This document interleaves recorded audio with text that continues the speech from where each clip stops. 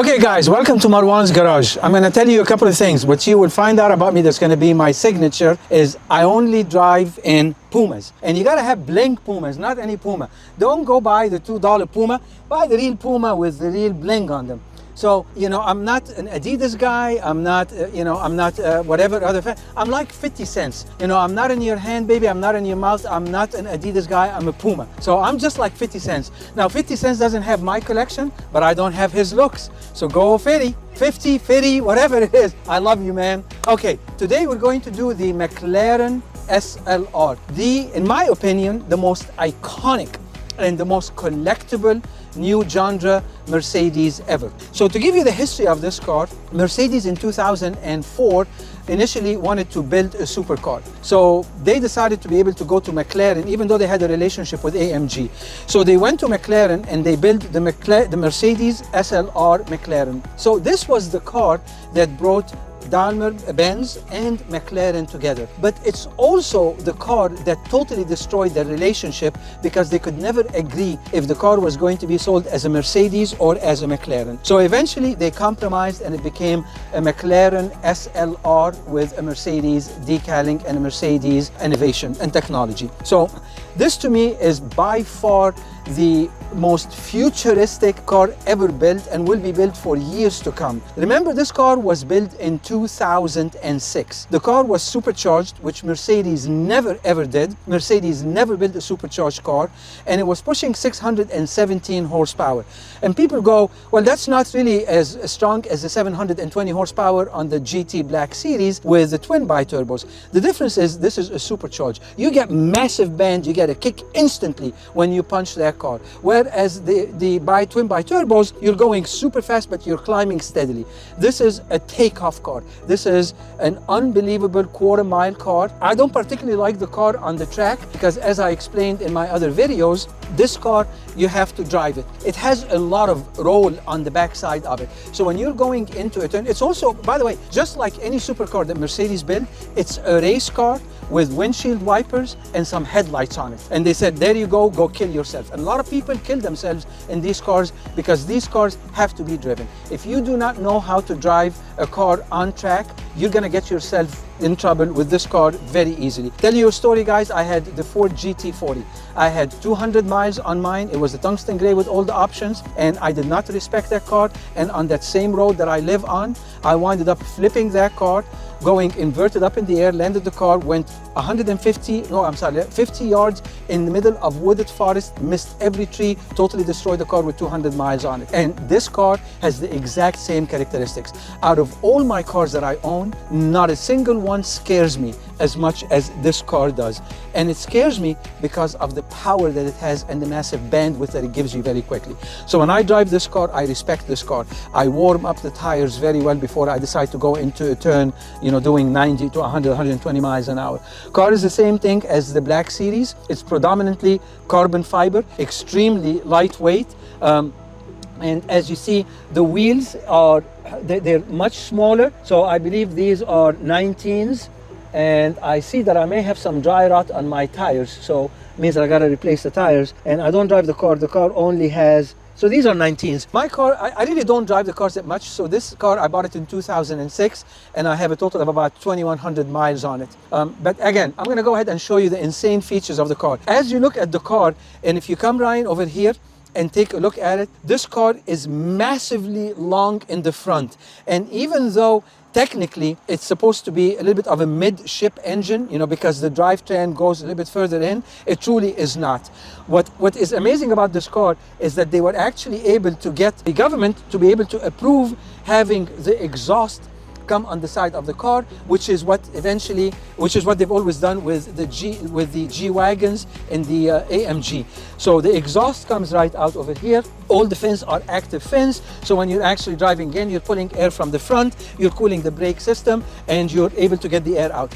Now, let me tell you the most insane thing about this car. 2 weeks ago, I decided to take the car out and go get it washed. I got the car washed. I let the car sit and run for a while I was drying it. And you never take it to a real car wash, guys. You take it to the one with the laser and then you do your thing. You don't let a bunch of people sit there and try to wash it with, dry it with towels that have stones and chips in them. You'll wind up with an extremely expensive car that has a lot of scratches. So when I got in the car, I noticed that it says my fuel system was inoperative and I needed to take the car to the shop. And And that happened to me once before. And when I took it to the shop, they told me that my accessory battery had died. And because my accessory battery had died and it wasn't putting out the 13 volts, I was not getting my fuel system enough fuel, and that's why that light came on. The accessory battery is brand new. So it did the same thing, but then the light went off. But then when I was driving the car, I noticed that the car was sluggish. I didn't have any check engine lights. I didn't have a limp mode on the car, but I could tell that something was just not right with the car. So I took the car to the shop. Here is what is insane and amazing about these cars. The car has to generate massive amount of heat underneath the engine to be able to get all the systems to operate. So it needs a lot of heat underneath the hood. But what happens when you have your gas lines going through a hot environment, the gas becomes extremely dense. And when it becomes dense, your fuel system can't burn. You can't have that fiery burn. And that's what caused the sluggishness. But let me tell you what was really insane about it. So I found out that my fuel lines actually go through the air conditioning system before they wind up getting to the fuel pumps to be able to cool down and lighten up the fuel to be able to make sure that the car has that massive power. And I was sitting there and I was thinking, what engineer in their right mind said we have to build this massive ship? I mean, this is a ship. This is not a car. This is a ship. We have to build this insane ship, but to be able to make sure that we have massive power because of the superchargers' massive need. You know, they're like little gremlins. They want to eat gasoline all day long. Give me. So what they did is they said, we got to cool down these fuel lines. So someone came in and said, I got a genius idea. Let's run them through the air conditioning system. And that's what they did.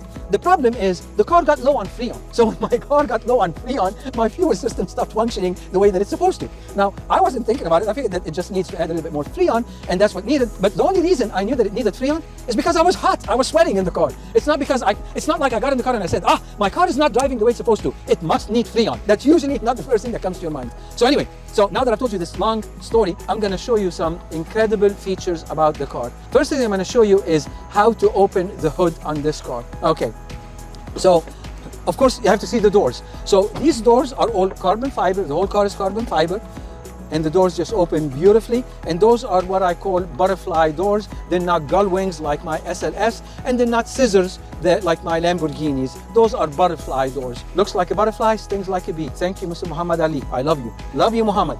Okay, and of course, everything in the car is what they call negro or noir. You know, it's black, with the exception of two things that they made sure that are red. Number one, your seat belt buckle is red. And number two, Ryan, I don't know if you can see it or not, but it is the, can you get in here and show them this? It is the hood opening lever system. That's red, okay? That's the only two things that are red in the car. Okay, so we pump the hood, and then now we're gonna close the door so I can show you what happened.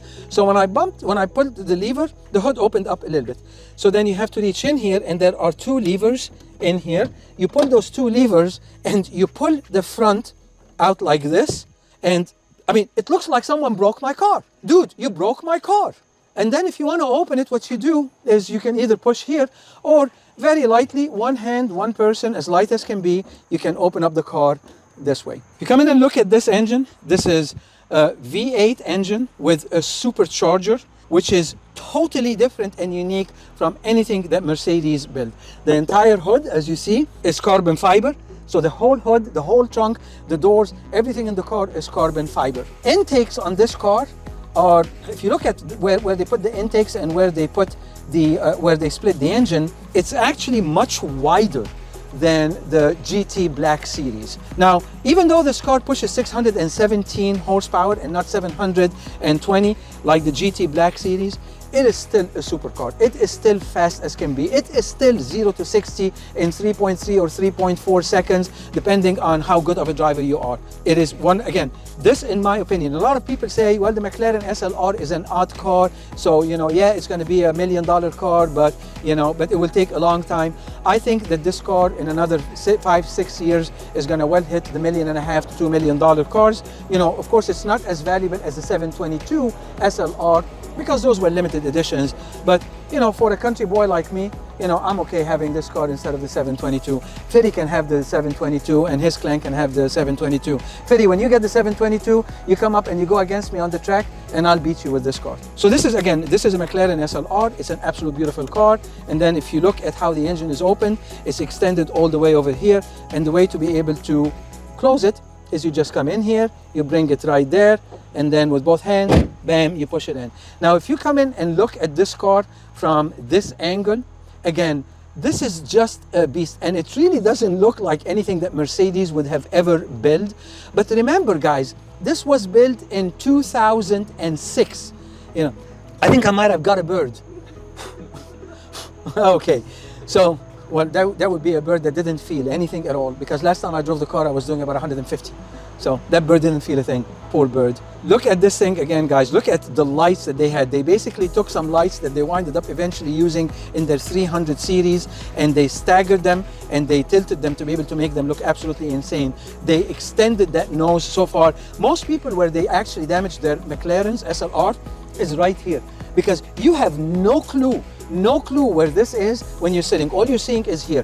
So typical. But this nose is not only slanted a little bit, it's actually bowed downwards. So you really can't tell where the car is. So, and by the way, I'll take you inside the car. There was no cameras, there was no phone system. There were, in 2006, a lot of people say it's not a long time ago. 2006 was the dinosaur age in automobiles. So this car was a dinosaur age. But next, eventually, I'm going to compare it to my 1979 Lincoln Town Car, 4-door Continental with opera windows. And that in itself is a mind-boggling car to think it was built in 1979. Love driving that car though, but when I'm driving it, I feel like I'm on a rocking chair. You know, I'm like, yeah, baby, you know, yeah, I'm on a massage chair every day. Anyway, so that bird keeps following me everywhere. Okay, so Ryan, let's get into the car.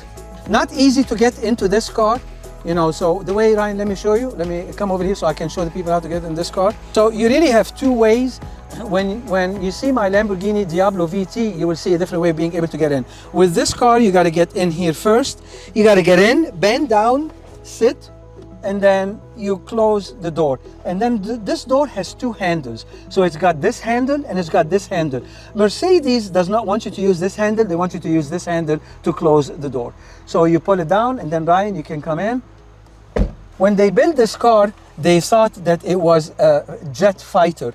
So what they did is they gave you a jet fighter operational start button. So you turn the ignition on, you lift the switch to the fire button, you push it, and it will start, and then you close your switch again. So exactly like what you do when you get in a jet fighter, but it won't turn the car on. So it's not a keyless entry, or it's not a keyless on or off. You actually have to turn the car off over here.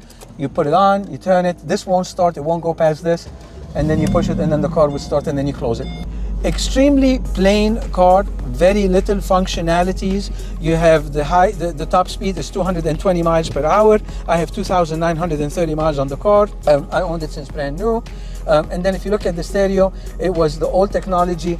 I believe it had a CD system in it.